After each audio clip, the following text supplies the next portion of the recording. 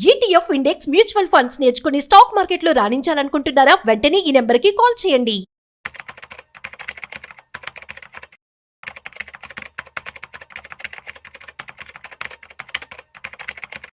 Sir నమస్తే sir.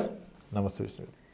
Ram Prasad గారు గతంలో అనేక రకాల వీడియోలలో ఈ హోమ్ లోన్ ఎలా తీసుకోవాలి, ఎడ్యుకేషన్ లోన్ ఎలా తీసుకోవాలి, లేదంటే ఫ్లాట్ కొనాలా, ప్లాట్ కొనాలా, లేకపోతే అంటే ఇలాంటి రకరకాల వీడియోస్ చేసాం. అంటే ఏది ఎలా కొనాలి అనే దాని మీద చాలా వీడియోలు చేసాం కదా. అయితే ఒక వ్యక్తికి సంబంధించిన నికర ఆస్తిలో ఎంత మొత్తాన్ని రియల్ ఎస్టేట్ ప్రాపర్టీగా తను పెట్టుకోవాలి అంటారు? అంటే ఆ వ్యక్తి యొక్క అవసరాలు, వ్యక్తి యొక్క వయసు రీత్యా ఈ నిర్ణయం తీసుకోవాలి. అండ్ ఆయనకున్న అండర్స్టాండింగ్ అబౌట్ ది ఫైనాన్షియల్ ప్రొడక్ట్స్ని కూడా పరిగణలోకి తీసుకోవాలి.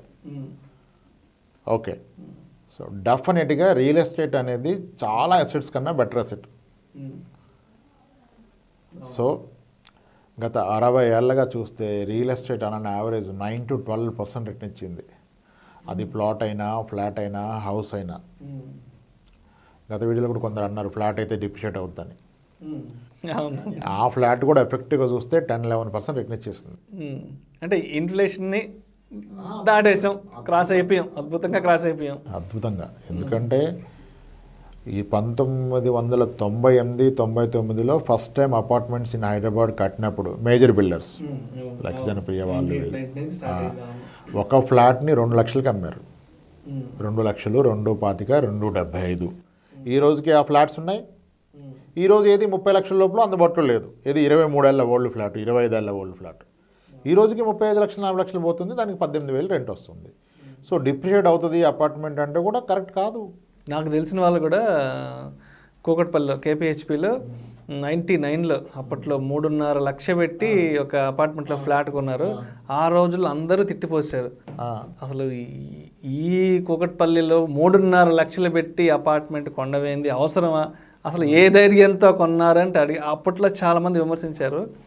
ఇప్పుడు అది అసలు దాని చుట్టూ ఎంత పెద్ద కమర్షియల్ కాంప్లెక్స్లు ఉన్నాయంటే కనీసం ఒక అడుగు మట్టి కూడా కొనలేము అక్కడ.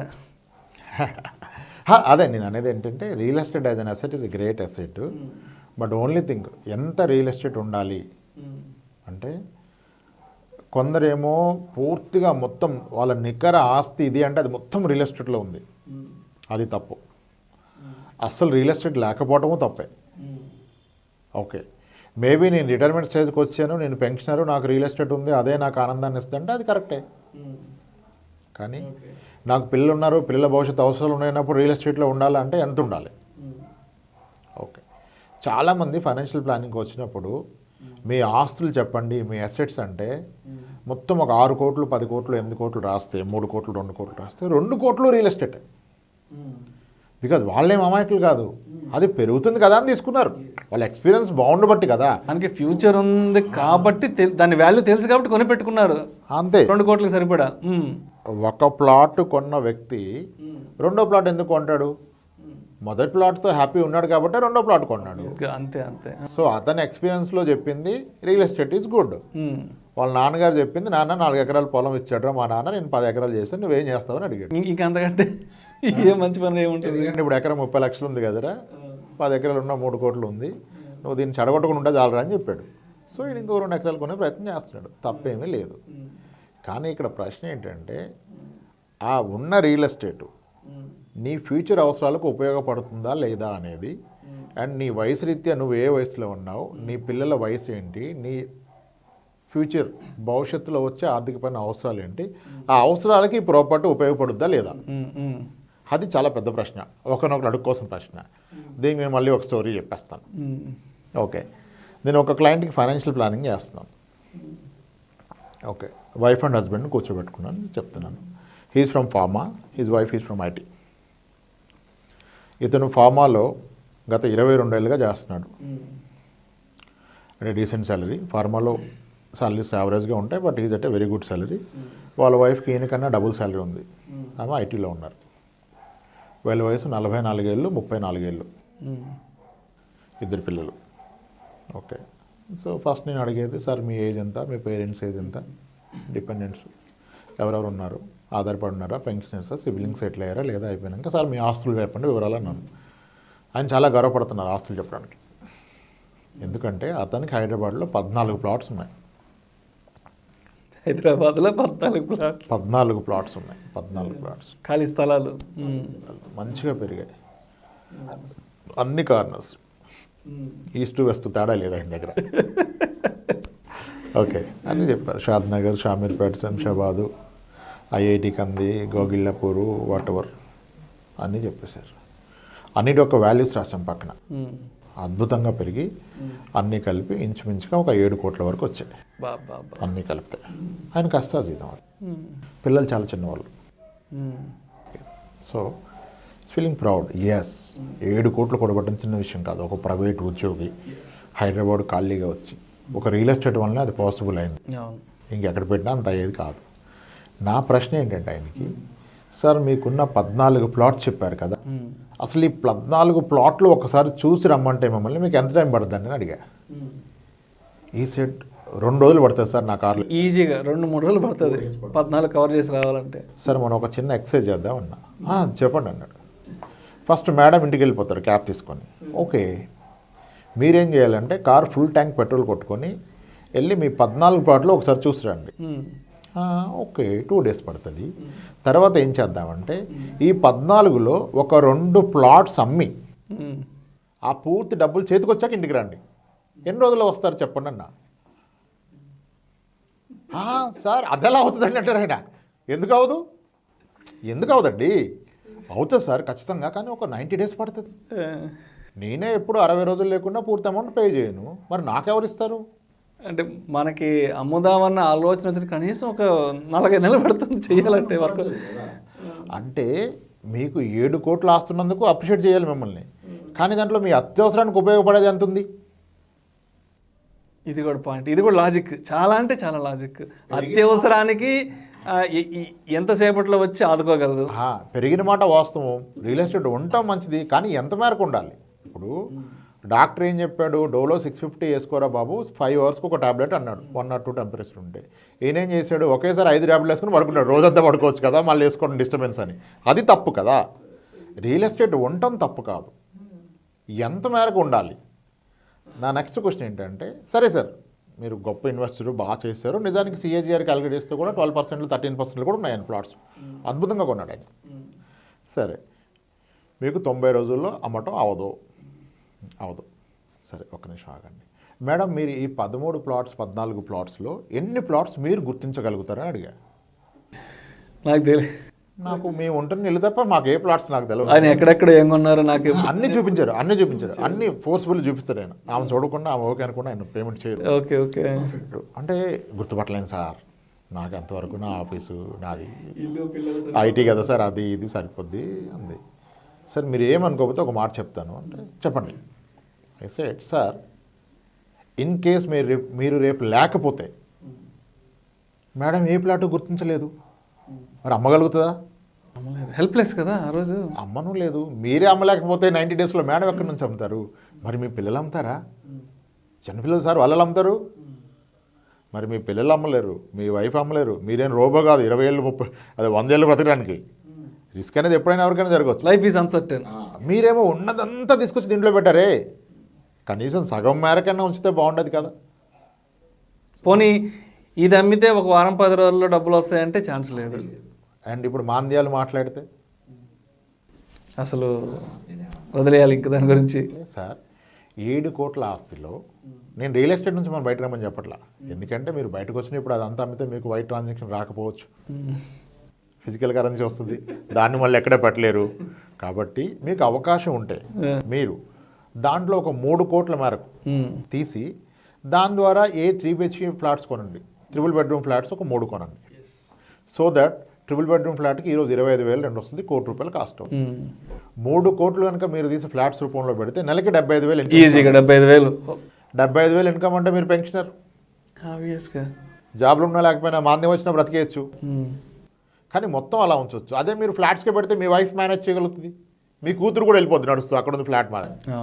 కానీ ప్లాట్ దగ్గరికి వెళ్ళలేకపోతున్నాం. ఉంచండి, ప్లాట్ రాంగ్ అని మనం ఎక్కడా చెప్పే ప్రయత్నం చేయట్లేదు, కానీ ఎంత మేరకు ఉంచుకోవాలి అనేది ప్రశ్న. పూర్తిగా రియల్ ఎస్టేట్లో ఉంచుకోవడం తప్పే. సో మనకి ఎమోషన్ ఎక్కువగా ఉంటుంది. ఇట్స్ ఈజీ విషయం కానే కాదు. ఒక వ్యక్తి నమ్మంటే అమ్మలేరు, మనకు తెలుసు ఆ విషయం. సో అవకాశం ఉంటే, ఇంకా పిల్లలు సెటిల్ అవ్వని పక్షంలో, భవిష్యత్తులో అవసరాలు ఉంటే మీరు చేయాల్సిందల్లా మీ పూర్తి నెట్వర్త్లో, మీ నికరంగా ఉన్న ఆస్తుల్లో రియల్ ఎస్టేట్ని సగానికి మించకుండా ఉండే ప్రయత్నం చేయండి. లేదు ఆల్రెడీ కొన్నాం అమ్మొద్దు, కానీ ఇంకా ఫర్దర్ అన్న దాంట్లో పెట్టడం మానేయండి. ఓకే ఉంచుకోవద్దని ఎక్కడా చెప్పట్లా. ఓకే. అండ్ ఇంకోటి, కొందరికి రియల్ ఎస్టేట్ తప్ప ఇంకొక ఆప్షన్ ఉండదండి. ఎందుకంటే ఆయన ఏదో ప్రొఫెషన్ ఉండే, ఆ ప్రొఫెషన్ అంతా ఫిజికల్ కరెన్సీ ట్రాన్సాక్షన్ ఉందనుకోండి, మళ్ళీ బ్యాంకులో వేసి ట్యాక్స్ కట్టిన ఎవరికి మనసు ఒప్పదు కదా. అటువంటి ఇన్కమ్ ఉన్న వాళ్ళకి ఇంకొక ఆప్షనే లేదు. ఆయన 100% రియల్ ఎస్టేటే ఉండాలి, వేరేది ఉండారు కదా. కానీ మీరు వైట్ ఇన్కమ్ అనేది 30% ట్యాక్స్ పే అయినప్పుడు ఎందుకండి మీకు? కొంతమేరకు కొనుక్కోండి, ఒక మంచి ప్లాట్ కొనుక్కోండి సిటీకి దూరంగా, 450 గజాలు 800 గజాలు, మంచి ఫ్యూచర్ ప్లాన్తో దాంట్లో ఒక మంచి విల్లా కట్టుకొని, చిన్న పూల్ కట్టుకొని, రిటైర్మెంట్ నాటుకునే విధంగా కొని పెట్టుకోండి, తప్పేం లేదు. అది పెరుగుదా అవసరం కాదు కదా, మీరు ఉండటానికి కదా కొనుక్కుంది. తినడానికి ఉండటానికి ఉన్నప్పుడు రేటు చూడకూడదు కదా, రిటర్న్ చూడకూడదు కదా. సో అలా చేసుకోండి. కానీ ప్రతి రూపాయి పర్సనల్ లోన్లు తీసుకొచ్చి, గోల్డ్ కుదువు పెట్టి, స్థలాలు పొలాలు కొనేసి, చిట్టీలు కట్టి, బంగారం తాకట్టు పెట్టి, ఇవన్నీ తీసుకెళ్ళి ప్లాట్ కొంటారంటే ఎలాగండి? ప్లాట్ మంచిదే, కానీ అది అవసరానికి ఆదుకునేది విధంగా ఉండాలి. అవసరానికి లిక్విడ్ క్యాష్గా మార్చుకునే సౌలభ్యం కూడా ఉండాలి ఆ ప్రాపర్టీలో. పెళ్ళి అవగానే ప్లాట్ కొన్నాడండి 20 లక్షలు పెట్టి, 2 ఏళ్ళలో కూతురు కొడుకో పుట్టారు. ఇంకొక 17 ఏళ్ళు వాళ్ళకి వచ్చిన నాటికి 20 ఏళ్ళు అయింది పెళ్ళి. అప్పటికల్లా వాడు రెడీ అయిపోయాడు. ఆడు గ్రాడ్యుయేషన్కి వెళ్తాడు. ఆడు అన్నాడు, ఇప్పుడు నాన్న నేను కెనడా వెళ్తాను, ఇక్కడ చేయను అన్నాడు. నేను అండర్ గ్రాడ్యుయేషన్ చేస్తాను, కెనడానే చేస్తాను, నా ఫ్రెండ్స్ అంతా వెళ్ళిపోయారు, నేను ఇక్కడ చదవను అన్నాడు. All is right, perfect. ఎంత ఉంది గ్రాడ్యుయేషను? ఈరోజు 1,30,00,000, 1,40,00,000 ఉంది.